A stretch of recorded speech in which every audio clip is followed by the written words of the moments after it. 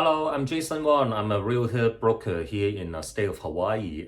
Today, the topic that I want to talk about is I actually have a few online commenter who has questions about from time to time they heard about the I would say the statistics activity in terms of whether the median price and how many resale units are being sold for single family house and condos.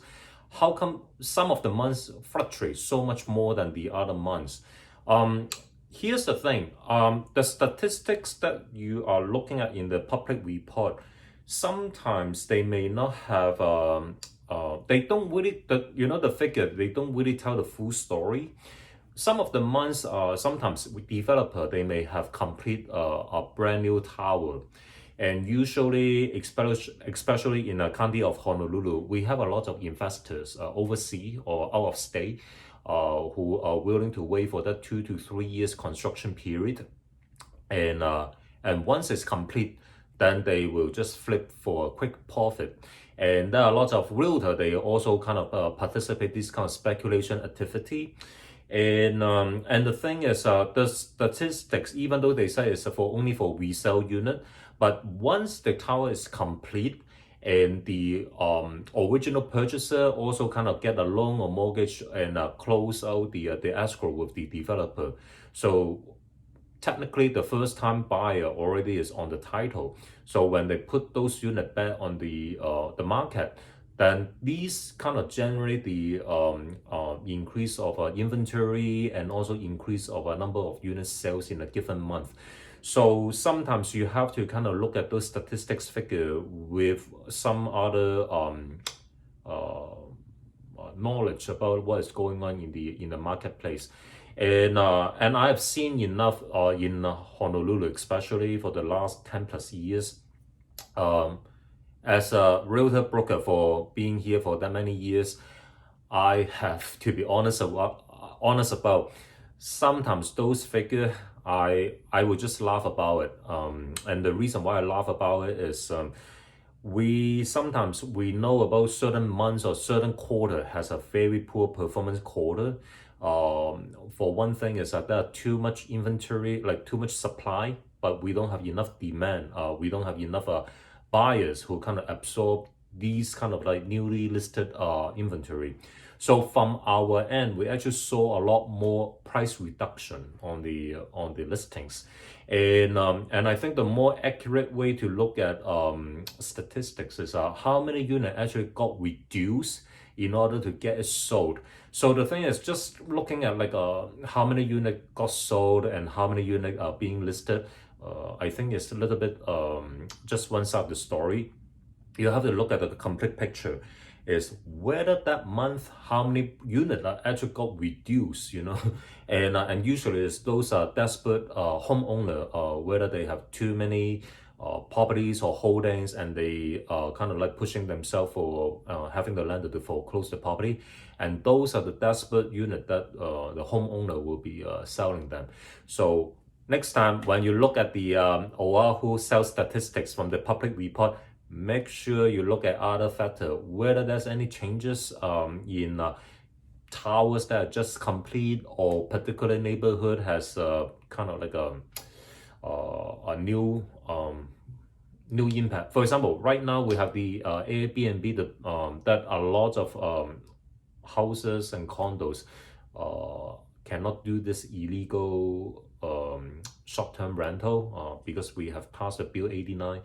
They can no longer do this illegal rental without a proper permit applied and approved by the city and county of Honolulu. So we suddenly have a lot of properties in a very, very nice neighborhood where if you just look at the interior photos, you can tell like the homeowner or the investor, they stage everything, looks like they are doing like a kind of like a multi-unit accommodation for these vacation couple coming over here in Hawaii. And a lot of these inventories are flushed out to the marketplace. And mind you, actually, there's a lot of realtor owner. They own a lot of these properties, and they also kind of suffer because for them to kind of go to the route of leasing to a long-term tenant, like for example, we are talking about 3 months, 6 months, or even 12 months, depends on how much equity they have saved up in the property. A lot of time, if they pick up the property in the later years, like for example, maybe 1 or 2 years ago, and they only put the minimum down payment, or in some cases, they only put like 5% or 10%, like very, very low.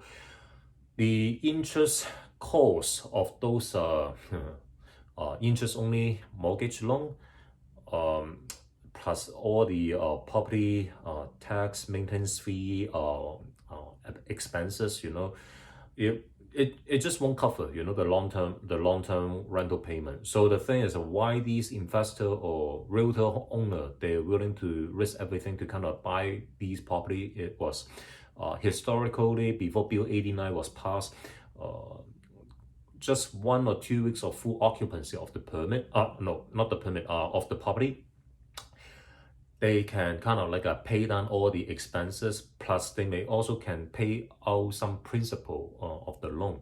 So that's why it was very attractive back in the days when Airbnb was so popular, and the city and the county of Honolulu hasn't kind of like legislate and passed the bill. Again, as a buyer, if you're in the market, or if you're out of state buyer or investor, really, I mean, now actually is a good time to look for properties, because most of the time sellers, they are more open to look at offers, and you have more inventory. I remember like maybe not even 5 years ago, that long, like just before the Bill 89 passed, it would be crazy for buyer and also agent to go out and kind of outbid each other for multiple offer situation for these kind of like a so-called very nice neighborhood, like we're talking about like in Kailua or Kaneohe, and yeah, anything that is kind of like close to the beach, and with a lot of nice amenities around, with a kind of like a small time feel. Lanikai was actually one of the big hotspot back then. And it caused a lot of inconvenience for those homeowners or long-term residents who live in those neighborhoods, because of all this congestion, like surge of traffic coming in, and plus the noise. Like sometimes some of the renters, they're quite irresponsible. They have a not block party, they have their house party, have 20 or even 50 or even 100 guests, kind of like a partying. And if there's a pool, oh my god, like if you live next to one of these illegal rental back in the old days, I think you suffer a lot. So by all means, I think right now the general consensus for homeowner who actually live in those neighborhoods, treat it as their own primary residence, they finally have a true relief from having these kind of illegal rental, kind of like regulated, and also any violator will be heavily fined by the city. So that's the nice thing. And the buyer and the investor, on the other hand, you guys are lucky, because you really have a lot of nice properties to shop around. And price discount and the actual final purchase price, you will be surprised. Okay, here's the mentality. Sometimes seller, they will be telling brokers about they don't want to reduce the price too much, but they're willing to wait for the right offer to come in, and then start the conversation for negotiation. That's a lot of mentality for the seller. I have to be honest, I've been in the business for that many years. If a seller is willing to put the properties out for sale, very likely they probably have their other financial plan, whether they want to buy another real estate or use the money for any other means. Okay, so they have a solid interest that they want to kind of see it sold. So as a buyer and investor, do not get turned down if you see something that you really like. For example, if you like a certain penthouse unit, you won't believe, if you're willing to try, you may be able to get those units at a price that is negotiable between you and the seller. Of course, the agent in between, whether the listing agent and also the buyer's agent, they also have to work hands to hand to kind of like to be proactive during the negotiation process. So basically this today I just want to talk about when you look at those statistics saying about the median price has risen, or how many number of units resale unit have increased.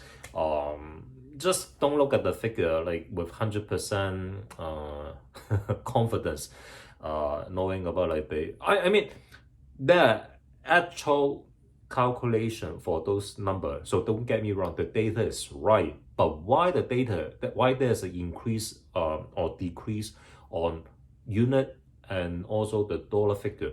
There are many factors behind the scene. So the thing is that if you have a reliable and also knowledgeable broker, consult with him or her so they can tell you more about the behind the scenes story. And as I said earlier, subscribe my channel and turn on your notification. And if you have any comment or anything, you're welcome to kind of like drop it down below, or just send me a personal email. That's also okay too. Okay, see you next time.